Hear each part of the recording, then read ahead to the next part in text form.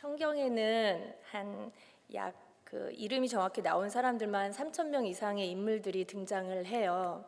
여러분이 제일 좋아하시는 성경의 인물은 누구세요? 이 주제가 딱 나왔을 때 저마다 각자 나는 이 인물을 좋아한다 그런 떠오르는 분들이 있으셨을 것 같아요. 전 누구 제일 좋아하는지 아세요? 전 예수님 제일 좋아해요. 내가 하려고 그랬는데 그렇죠? 저는 예수님 제일 좋아요. 그런데 야곱과 야곱 이야기도 굉장히 좋아합니다. 오늘 제가 야곱을 주제로 해서 말씀 전한다고 하니까 몇 분이 왜 야곱이에요? 하고 물어보는 분들이 있으셨어요. 아마 그들의 마음에는 좀 배울 것도 있고 위대한 많은 인물들 중에 하필 조금 만만한 야곱, 왜 좀 사기성이 짙은 야곱을 골랐을까 하는 궁금증이 있으셨을 것 같아요. 네, 오늘 한번 좀 현실에서 만나본 듯한 그 야곱 이야기를 통해서 이 사람이 그 히브리서의 11장 믿음장에 보면 믿음의 전당에도 올라가 있는 사람이거든요. 그러니까 과연 어떻게 해서 믿음의 전당에 올랐을까? 저도 궁금증을 가지고 기도하면서 준비했고 여러분도 하나님 부어주시는 은혜 있으시기를 바랍니다. 성경의 관점에서의 믿음은 무엇일까? 이 마음을 주셔서 그 마음을 가지고 준비를 했어요. 함께 이 야곱 이야기 많이 전해져 있는 이야기라 잘 아실 테지만 그래도 한번 저와 함께 다시 여행하는 마음으로 되돌아보면서 거기 역사하시는 하나님 그리고 그가 가지고 있는 믿음이 무엇이었을까? 함께 저와 함께 여행했으면 좋겠어요. 우리 히브리서 11장 21절 말씀 한번 같이 봉독하겠습니다. 믿음으로 야곱은 죽을 때에 요셉의 각 아들에게 축복하고 그 지팡이 머리에 의지하여 경배하였으며. 아멘. 바로 이 말씀이 히브리서 11장 21절, 그러니까 히브리서 11장을 믿음장이라고 하죠. 이 사람은 믿음으로 이런 걸 했고 믿음으로 이 사람은 이렇게 했다. 아주 유명한 분들 많이 나오잖아요. 에녹, 모세, 아브라함. 우리가 알만한 많은 분들이 쭉 그 믿음의 전당에 올라가 있는데 히브리서 11장 21절에 야곱에 대한 말씀은 이렇게 딱 정리가 돼요. 믿음으로 야곱은 죽을 때 요셉의 각 아들들에게 축복하고 그 지팡이 머리에 의지하여 경배하였으며 이렇게 나옵니다. 저희는 지금 짧게 창세기 48장 14절에서 16절 말씀을 함께 했지만 그 전에 47장부터 해서 이제 요셉의 아들들과 야곱의 이 다이내믹이 이제 나오거든요. 그 47장에 보면 야곱이 요셉의 두 아들 에브라임과 므낫세를 불러서 그 요셉과 더불어 그들에게 유언을 남겨요. 유언은 다름 아니라 나를 내 조상들이 있는 헤브론 땅에다가 묻어 주시게. 그리고 그 요셉이 야곱이 가장 편애할 만큼 사랑했던 아들이잖아요. 그런데 요셉의 두 아들, 이방 땅에서 낳은 두 아들을 본인의 양자로 삼는 거예요. 너희가 내 아들이다. 그러니까 요셉을 패스해버리는 게 아니라 그 장자에게는 두 몫을 주는 그 전통대로 요셉을 장자로 세우는 거예요. 그리고 그 요셉의 두 아들 에브라임과 므낫세를 본인의 밑으로 딱 아들로 입양을 시킴으로써 나중에 레위 지파가 또 요셉이 빠진 그 10명의 다른 아들들과 함께 12지파를 만드는 그 근간을 이루게 되거든요. 그게 이제 47장에 나오는 말씀이고요. 오늘 48장은 요셉이 그 아들들을 다시 불러요. 그 일 후에 다시 불러서 이제는 임종 하나님께 갈 날이 얼마 남지 않았다. 그러니 내가 너희를 축복하마 하고 그 축복하는 내용이 저희가 읽은 내용입니다. 그러니까 히브리서의 말씀은 47장에서 48장에 요셉 그 야곱의 이야기를 이렇게 간추려서 요약을 해서 말씀을 하고 계세요. 그러면 저희가 16절 우리가 읽은 48장 16절 말씀을 한번 볼게요. 야곱은 요셉의 아들들을 위해서 크게 세 가지로 성경책 있으면 한번 봐보세요. 하나님께 구하면서 축복을 해요. 근데 간단해요. 하나는 하나님 이 아이들에게 복을 주세요. 두 번째는 내 이름과 내 조상들의 이름으로 이 아이들이 칭해지게 해주세요. 그리고 세 번째는 이 아이들이 번성하게 해주세요 하고 저렇게 아이들, 그러니까 손자인데 아들인 거죠. 손자들의 머리에 손을 어금 맡기고 기도하며 축복해 주는 이야기가 오늘의 이야기입니다.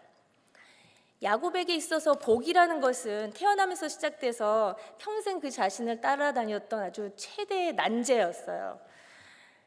태어나 보니까 본능적으로 형은 뭘 더 가지고 태어났는지, 나는 뭘 덜 가지고 태어났는지, 그래서 누가 먼저인지 누가 나중인지 이런 것들, 끊임없는 그런 것들에 대한 관심과 비교 속에서 살았던 사람이에요. 야곱만 그런 거 아니죠. 저희도 그렇죠. 참 이상하게 본능적으로 나는 뭘 덜 가지고 태어났구나, 난 이게 부족하구나, 쟨 저게 더 있구나. 우리는 그 열등감, 또 비교, 관심 그 안에서 살아가고 있어요. 야곱 이야기는 이제 창세기 25장에 제일 먼저 시작이 되는 등장을 하는데요. 참 예수님급으로 거의 뱃속에서 등장하는 몇 안 되는 인물 중에 하나예요. 뱃속에서 그냥 등장한 게 아니라 엄마 뱃속에서 싸우면서 등장해요, 형이랑.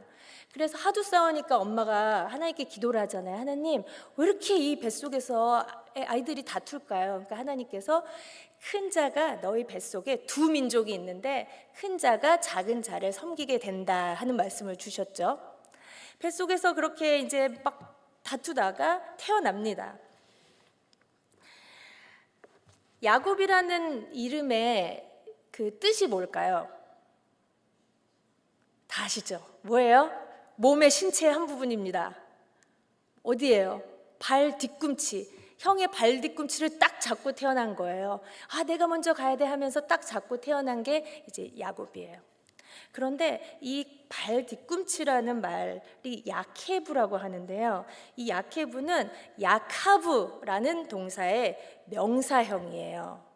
야카브라는 단어의 원뜻이 뭐냐면 뒤에서 바라보다예요. 꽤 쓸쓸하지 않아요, 이름이? 그냥 우리는 좀 야곱을 생각하면 굉장히 사기꾼, 막 반질반질한, 막 머리에 뭐 바르고 다닐 것 같은 그런 사람으로 인식되고 오해되는 경우도 있는데 이름의 뜻이 너무 쓸쓸했던 거예요. 저도 이번에 보니까 뒤에서 바라보다. 에서는 장자로 태어난 데다가 피지컬부터 좋아요. 익숙한 사냥꾼이었고 가정의 그 부양자였어요. 아버지의 마음을 흡족하게 했어요. 반면 야곱은 발꿈치라도 잡아보았지만 간발의 차로 둘째로 태어났어요. 그 몇 초 혹은 몇 분 상관으로 장자권을 놓치면서 이미 태어났어요. 우리 요즘 말하는 딱 흙수저, 뭐 금수저가 한 반에 갈려버린 거예요. 인생이 이미 지고 시작했을 수도 있습니다. 그리고 대범한 형과 달리 조용히 장막에 거했어요. 존재감이 거의 없는 인물이죠. 자신에게는 주어지지 않는 장자의 복, 내 것이 아닌 장자권을 가지려면 꾀를 내고 수를 써야만 했겠죠. 형을 뒤에서 바라보고 살았던 그 삶이 이름에 녹아 있습니다. 근데 27장에서 하나님이 분명 말씀하셨잖아요. 큰 자가 작은 자를 섬길 거다. 그런데 이삭은 아마 그 말씀을 잊어버린 건지 아니면 크게 비중을 두지 않았던 건지 영적인 분별력이 흐려졌던 건지 에서를 축복하려고 그러는 거예요. 근데 우리의 관점에서 봤을 때도 너무 당연한 얘기예요. 장자일 뿐 아니라 너무 장자다워요. 축복을 안 할 수가 없어. 예뻐요. 그러니까 이제 축복을 하려고 하니까 그 어머니가 조급해졌어요. 하나님께 들은 말씀은 있지만 마음이 조급해져서 야곱을 부추겨 연극을 꾸미게 됩니다. 야곱은 겁이 많아서요. 27장 12절에 보면 어머니, 이건 거의 야곱의 먼저 아이디어 낸 게 아니었어요. 잘 보시면 어머니 아이디어였거든요. 엄마, 어머니, 이러다가 복은커녕 저주를 받을까 무섭습니다 하는 표현을 해요. 그러니까 야곱은 참 요즘 애들이 많이 하는 말로 좀 찌질하다라는 표현이 저는 계속 준비하면서 야곱 참 찌질하다, 나았다, 찌질스럽다 이런 생각이 들더라고요. 정말 엄마 이러다가 저주받으면 어떡해요. 복은커녕 그렇게 겁이 많은, 불안이 많은 사람이었어요. 그런데 이때쯤 야곱의 나이가 몇 살 된 걸로 여러분은 아세요? 막 몇 살쯤 됐을 것 같으세요? 야곱이 147세에 죽었거든요. 그 삶을 역추적하면은 대부분의 학자들이 동의하는 게 이때 이미 야곱이 70살이 넘었어요. 아기가 아니에요. 우리 같은 하이스 애들이 내 거 같냐 네 거 같냐가 아니에요. 지금 70 이상의 삶을 이미 그 비교 속에서 형은 장자권이 있고 나는 없고 이 삶 속에 지금 살고 있던 이삭이 이제 야곱이 이삭 아버지가 부르니까 이제 그 방으로 들어가요. 그냥 들어가요. 70 넘으신 분이 염소 가죽을 몸에 대고 속이려고 들어가는 거예요. 지금 여기 계신 분들 중에 70 넘으신 분이 그런다 생각해 보세요. 우리 하이스 아이들이 아니라니까요. 그런데 아버지가 이제 묻죠. 너의 이름이 무엇이냐? 야곱이 뭐라 그러죠?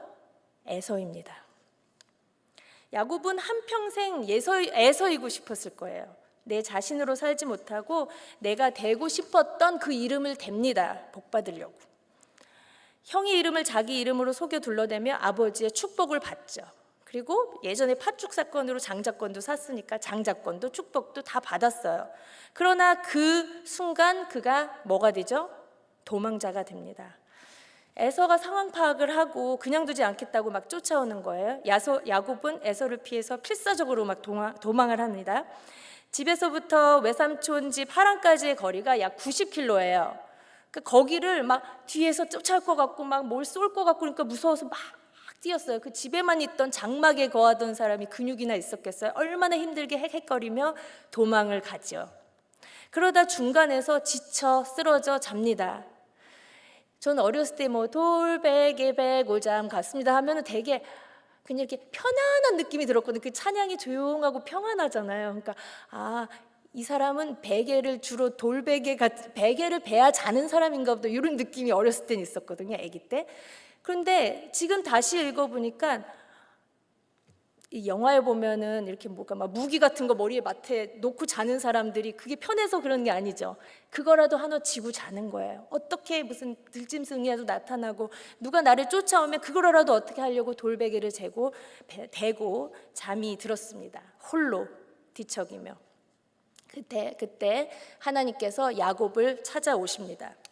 창세기 28장 13절에서 15절 말씀 우리 함께 읽었으면 좋겠어요. 다 함께 읽겠습니다. 또 본즉 여호와께서 그 위에 서서 이르시되 나는 여호와니 너의 조부 아브라함의 하나님이요 이삭의 하나님이라. 내가 누워있는 땅을 내가 너와 내 자손에게 주리니 내 자손이 땅의 티끌같이 되어 네가 서쪽과 동쪽과 북쪽과 남쪽으로 퍼져나갈지며 땅의 모든 족속이 너와 내 자손으로 말미암아 복을 받으리라.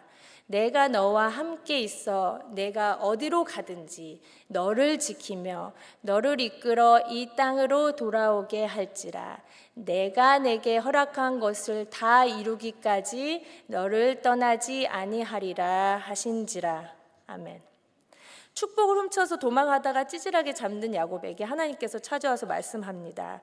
네가 그렇게 발버둥치며 쟁취하려고 했던 그 복, 너의 발버둥으로 받는 거 아니다. 쟁취해서 얻는 세상의 방법으로 살지 않아도 된다. 아브라함에 그랬듯 너의 아버지 이삭에게 그러했듯 내가 너의 하나님이 되어주겠다. 나라는 표현이 한국어 성경에는 4번이 나오는데요. 히브리 원문에는 6번이 나옵니다. 내가 여호와다. 내가 주겠고 내가 함께 하겠고 내가 지키겠고 내가 이루고 내가 떠나지 아니한다. 하나님은 오늘도 우리들에게 말씀하시는 거예요. 아까 우리 드린 찬양처럼 내가 사랑스럽지 않을 때에 온전히 사랑하고 너와 함께하러 내가 왔다. 언약의 당사자이신 하나님의 신실하심이 우리 삶에 파격적으로 찾아오신 겁니다. 오늘 본문에서 야곱이 자손들에게 남기고 있는 복은 다름이 아니라 우리를 당신의 백성 삼으시고 그렇게 결정하시고 그렇게 찾아오셔서 그 구원을 이루고야 마시는 신실하신 하나님. 우리의 사람 됨됨이나 우리 행실, 우리 자격 그런 거에 타격받지 않으시고 끝까지 역사를 끌고 가 구원을 이루실 크신 하나님. 또 동시에 야곱의 출생으로부터 지금까지 그를 길러내신 세밀하신 하나님, 모든 환난에서 고생은 너무 했지만 악에 무너지지 않고 죄에 쓰러지지 않도록 건져내신 하나님과 함께함의 복, 그 복을 자녀들이 받기를 기도하고 있습니다. 할아버지 아브라함과 아버지 이삭의 하나님이 나에게 찾아오셔서 나의 하나님이 되셨고 이제는 너희들의 하나님이 되시기를 바란다. 그 언약이 복이고 그 복을 받기를 원하며 오늘 야곱은 자녀들을 축복합니다. 그 두 번째 축복의 내용은 뭐예요? 이들로 내 이름과 내 조상 아브라함과 이삭의 이름으로 칭하게 하시오며 거든요. 그러니까는 쉽게 말하면은 내 조상들이 저 아이는 야곱의 후손이야 소리를 들었으면 좋겠다는 거예요. 근데 저는 이게 조금 되게 낯간지러운 거예요. 제가 어릴 때 그 명절을 세려면은 큰아빠 댁에 가가지고 명절을 세거든요. 그러면 우리 큰아빠가 굉장히 그런 거 좋아하시는 분이야. 너는 누구의 몇 대 손이냐 그거를 매 명절 때마다 물어보세요. 매번. 그러면은 대답해요. 저는 김혜김 씨 경파에 안경공파에 김수로왕 73대 손입니다. 이걸 대답해야 되는 거예요. 틀리면 72대 손, 1대 손 이러면 안 돼요. 넌 73대 손. 본인이 72대 손. 막 그걸 맨날 우리를 앉혀놓고 그 족보를 얘기를 하는 거예요. 우리 아빠가 나중에 그거 다 쓸데없는 거야. 다 얘기는 해주셨지만 어렸을 때 하여튼 맨날 가면 족보 얘기해요. 우리는 그냥 이 세상 얼마 안 되는 삶에서도 왕족이고 싶어해요. 누구 왕이 몇 대 손이다. 그게 자랑이잖아요. 그런데 야곱의 뜻이 아까 뭐라고 그랬죠? 쓸쓸히 뒤에서 바라보고 나아가서는 발꿈치 잡고 더 극한 말로는 사기치고 훔치고 그랬던 사람의 자손이다 소리를 니네가 들었으면 좋겠다 하는 자신감, 근자감이라고 그러거든요. 근거 없는 자신감이 도대체 어디서 나왔냐는 거예요. 저도 또 이름이 많아요. 여러분 이름 다 있으시죠? 이름의 뜻도 있고 잘 살으라고 좋은 뜻들 다 주셨잖아요. 전 또 유치부에서 이름이 되게 많아요. 애들이 저를 주로 1년에 한두 명씩은 저를 하나님이라고 불러요. 한두 명은 예수님이라고 그러고 최근에 들었던 거는 미술 선생님 많은데 어떤 아이가 저보고 유치부 사장님이라는 거예요. 그래서 내가 유치부 사장처럼구나.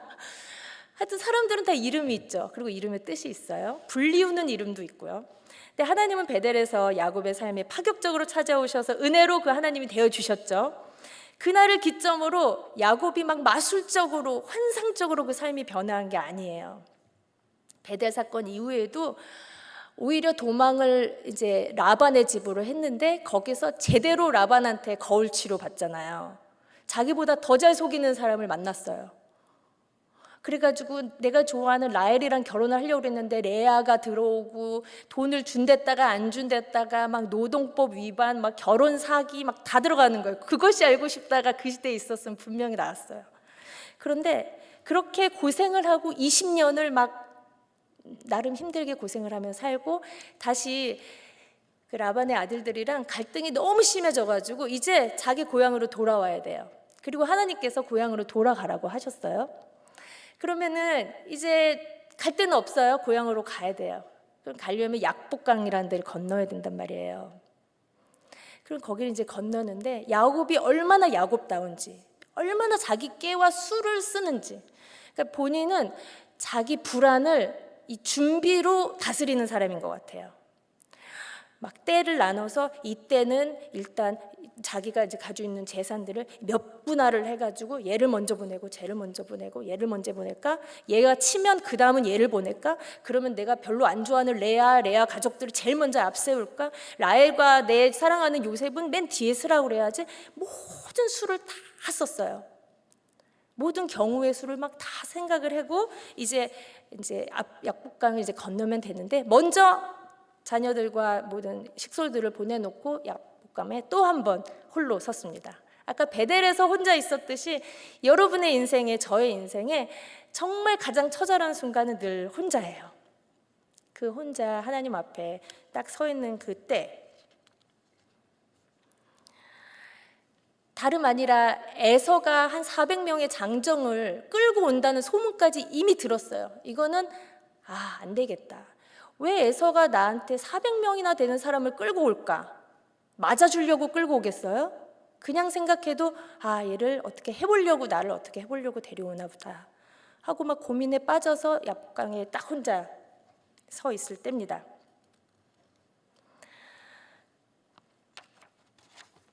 (32장 28절에서) 어떤 한 사람이 나타나요. 그러니까 성경의 그 38장에는 32장에는 사람이라고 표현이 돼 있어요. 그리고 호세아 12장 4절에는 천사라고도 언급이 돼 있어요. 그런데 야곱이 이제 후에 그곳 이름을 브니엘이라고 하면서 내가 하나님을 대면했으나 죽지 않았다 하는 표현을 한 걸로 봐서 우리는 하나님께서 다시 찾아오신 것으로 봅니다.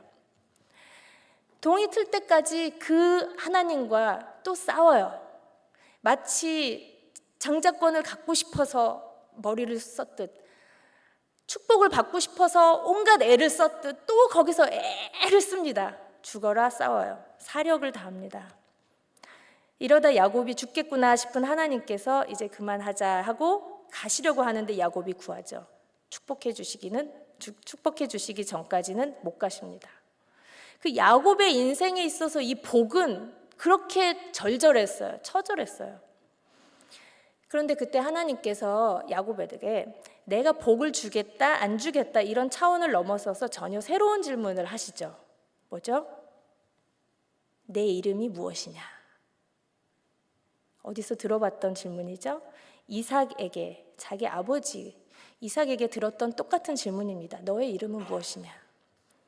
이삭이 물었을 때 야곱은 자기가 되고 싶은 사람 이름 됐어요. 에서입니다. 그런데 하나님께서 다시 물으시는 거예요. 너 이름이 무엇이냐? 나는 야곱입니다. 나는 속이는 자입니다. 움켜쥐고 찌질하게 뒤에서 바라보다가 내 힘으로 속여서라도 쟁취하려는 사람입니다. 처음으로 자기 자신을 그대로 인정합니다. 사람은요, 누구나 타인을 통해서야 자기를 보게 돼요. 더 근본적으로는 하나님께 비춰져서야만 내가 죄인임을 보고 알게 됩니다. 야곱의 고백에 나는 죄인입니다. 그 고백의 때 하나님께서 그에게 새로운 정체성을 주셨죠. 새 이름을 주시는 거예요. 야곱이라고 하지 말고 이제 이스라엘이라고 해라. 이스라엘의 뜻은 너는 하나님과 겨루어 이겼다. 정말 위대한 이름을 그에게 주시는 거예요. 주어를 하나님으로 바꾸면 하나님이 그에게 져주셨다. 내가 졌다. 너한텐 졌다. 사랑하니까, 그렇죠? 자식 이기는 부모 없는 거예요. 사랑해서 져버리시는 거예요, 하나님께서. 베델에서 야곱에게 찾아오셔 내가 너의 하나님이고 너의 후손의 하나님이 될 것이다 하신 하나님께서 야복강 나루에서 당신을 다시 보여주시면서 나는 너의 하나님이기를 위하여 사기꾼 같은 너에게도 져주는 하나님이다 하시는 거예요. 야곱이 바뀌었습니까? 신앙 마술 아니라고 말씀드렸죠. 그 사람을 정의하는 하나님의 시선과 그 하나님의 네이밍, 선언이 달라졌을 뿐이에요. 그 선언이 너는 내 자녀고 내 백성이고 나는 십자가에서 너를 위해 져줬다. 내가 죽었다. 그 선언의 순간이 우리 신앙생활의 시작입니다. 언약의 성취와 구원을 향한 하나님의 결단, 그 결단하신 바를 이루어 한 민족을 그의 백성을 삼으시고 그 경륜을 통해 또 역사를 통해 외아들을 이 땅에 보내어 모든 민족에게 구원의 길을 여시겠다고 하는 하나님의 의지는 한낱 찌질한 야곱에게 져주는 데까지도 이르시는 거예요.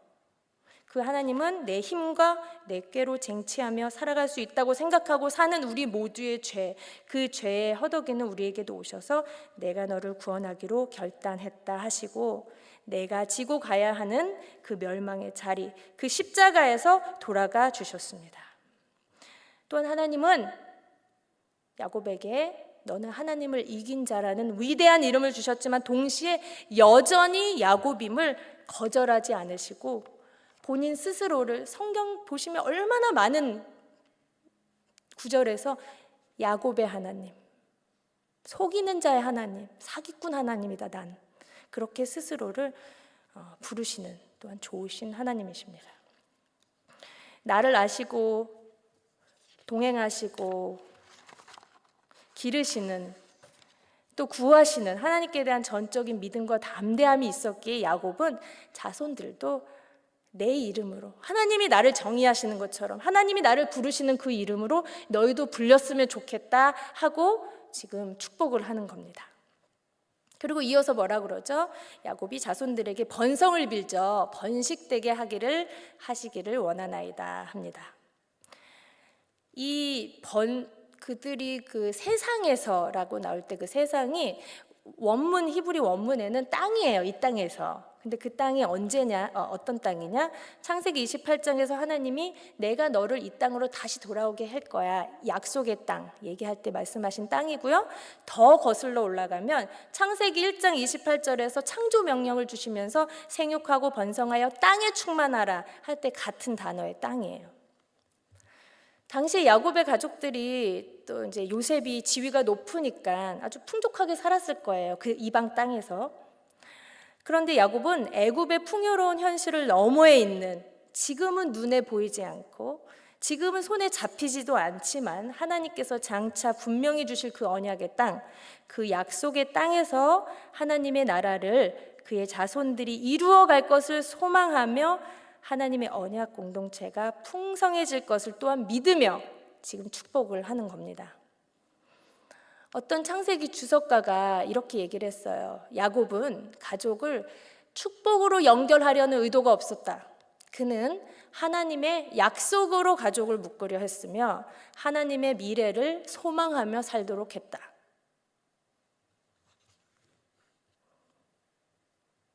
야곱은 이제 눈에 보이는 축복이 아니라 보이지 않는 언약, 즉 약속에 의지해서 하나님께서 앞으로 열어가실 새로운 하나님 나라에 대한 소망을 담아 믿음으로 축복하고 있습니다. 버러지 같은 나를 찾아오시고 약속을 주시고 져주시고 나를 길러내시는 하나님이시라면, 그 생애의 하루하루를 엮어서 새 일을 해내시는 하나님이시라면, 그분은 우리의 경험과 사고를 초월하는 그분의 주권으로 아브라함, 이삭, 또 나 자신과 후손을 통해 언약을 이루실 것을 믿고 담대하게 선포하는 겁니다. 이제 야곱에게 평생 따라다닌 그 화두였던 축복이 결국 하나님의 인애와 성실로 성취하실 언약과 믿음이라는 그 큰 보자기에 쌓이는 거예요. 복을 쫓아다녔는데 언약이 있었구나. 제가 여기서 마지막으로 주목하고 싶은 말씀은 14절에 있습니다. 이스라엘이 오른손을 펴서 차남 에브라임의 머리에 얹고 왼손을 펴서 므낫세의 머리에 얹으니 므낫세는 장자라도 팔을 엇바꾸어 얹었더라. 손을 굳이 이제 교차해서 지금 축복을 하는 거예요. 아까 첫 번째 사진 보셨죠? 요셉이 딱 알아서 장자가 여기 오른손 축복 받도록 딱 세워서 므낫세를 보내고 여기 에브라임을 보냈는데, 굳이 이거를 신중하게 교차를 해가지고 오른손의 복을 에브라임에게 주는 장면입니다. 창세기 25장에 보면 에서가 장자의 장자권을, 장자의 명분을 어떻게 했다고 그랬죠? 업신여겼다라는 말이 나오죠. 저는 이 말씀을 준비하면서 업신여겼다라는 게 무엇일까? 달리 표현하면 당연하게 여겼다? 그 어떤 것도 사실 자기가 생물학적으로 먼저 태어난 거를 바꿀 수가, 뒤집을 수가 없잖아요. 그러니까 당연히 자기가 받을 복, 그러니까 쉽죠. 업신여기죠. 오늘 요셉은 자기의 장자가 오른손에 축복을 당연히 받을 거라고 기대했어요. 너무 당연하게. 심지어 요셉인데도 오른손의 권위를 사모하는 그들이 소위 정상적이고 상식적인 관점에서 오늘 야곱이 손을 엇바꾸어 축복하는 거는 좀 이상 행동이잖아요. 근데 요셉이 말합니다. 아버지, 므낫세가 장자예요. 오른손을 여기다가 주시고요. 에브라임이 차자니까 왼손을 두시면 돼요. 그때 야곱이 나도 안다. 아들아, 나도 안다. 이렇게 말합니다. 여러분, 다시 처음으로 돌아보고 싶어요. 당신 자신을 야곱의 하나님이다라는 고 선언하시는 하나님, 베델의 하나님이 당연하세요?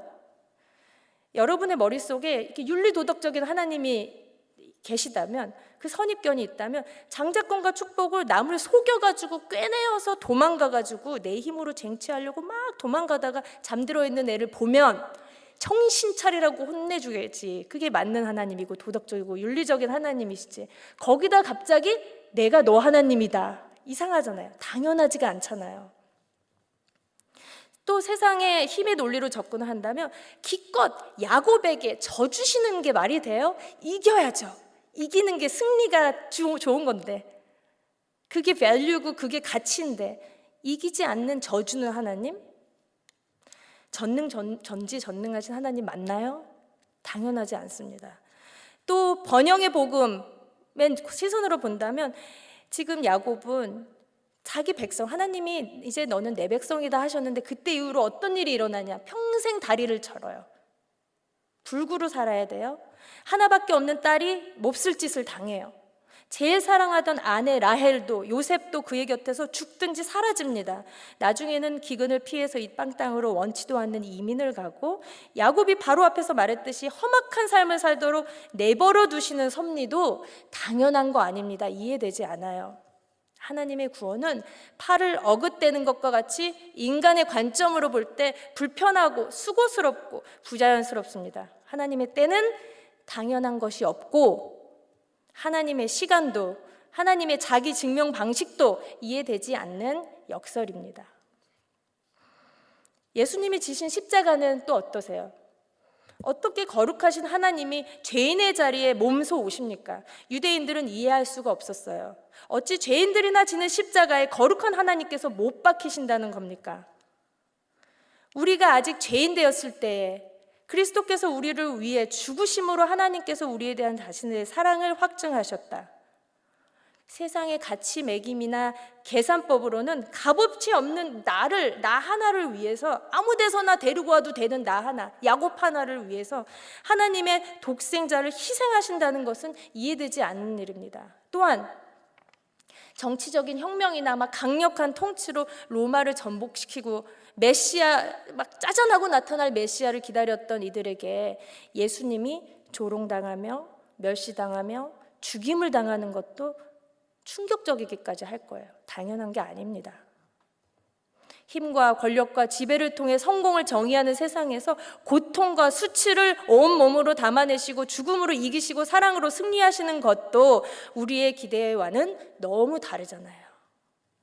그러나 언약 백성을 세우시겠다는 하나님의 구원 의지와 그분의 신실하심은 속이는 자 야곱의 어긋맡겨진 손을 통해서도 이루어지고, 그 후로도 역사 속에서 모든 역설들을 뚫고 인간의 기대를 전복시키고 한계를 뛰어넘어서 오늘 우리들에게까지도 복음으로 전해진 겁니다.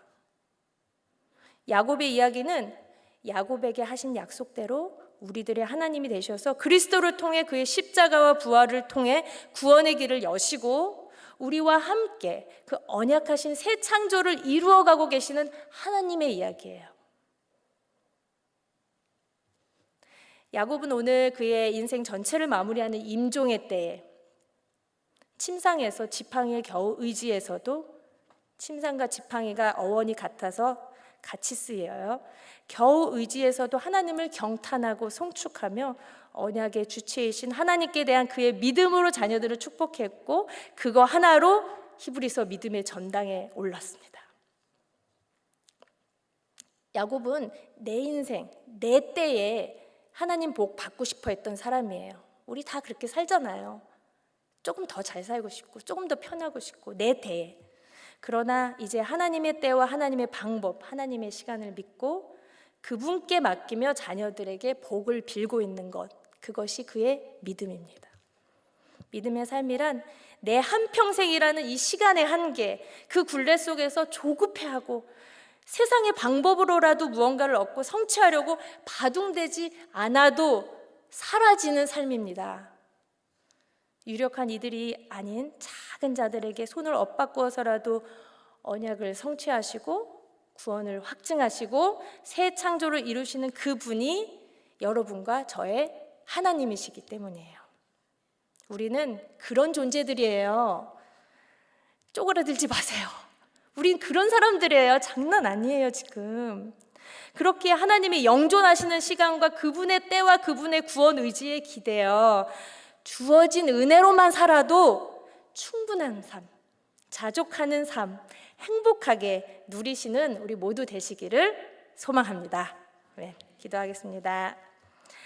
하나님 감사합니다. 당연한 것 하나 없이 온전히 하나님의 선하심으로, 하나님의 인애와 성실로 우리를 값없이 선택하시고 구원의 은혜를 주시고 복의 통로로 삼으시는 하나님을 찬양하고 경배합니다.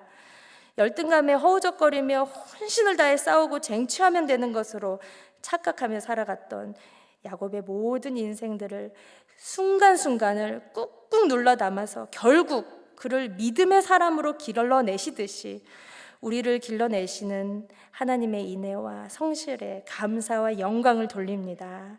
사랑스럽지 않을 때 이미 나를 사랑하시고 손을 엇바꾸어서라도 나를 언약 백성 삼으시는 주님을 믿고 그 은혜로 넉넉히 살 수 있음을 고백하며 야곱의 하나님, 또 나의 하나님, 우리의 하나님을 찬양합니다.